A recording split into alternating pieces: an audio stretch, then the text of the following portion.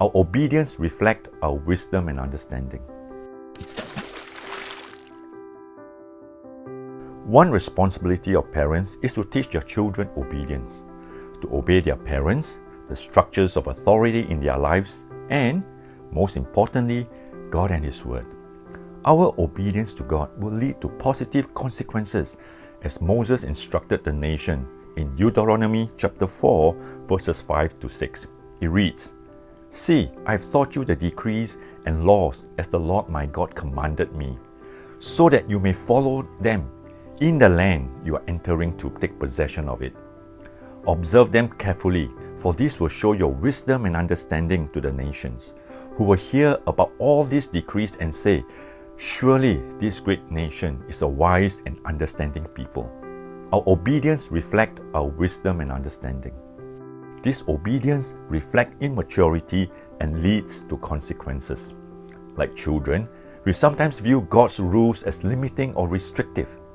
We think we know better. God's Word gives us wisdom and protects us from our foolish ways. Our wholehearted obedience to God actually sets us free to enjoy His blessings in our lives. Our obedience bears testimony for God. When we choose to obey God and walk worthy of our calling, we reflect His character to people around us and thus bear witness for Him. How we live must be congruent with our faith. Do we demonstrate God's love in our conduct and attitudes as Jesus did? Do we live holy lives because our God is a holy God?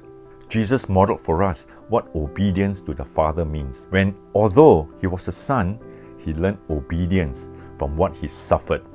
And once made perfect, He became the source of eternal salvation for all who obey Him. Jesus' resolute obedience to the Father paves the way for our salvation.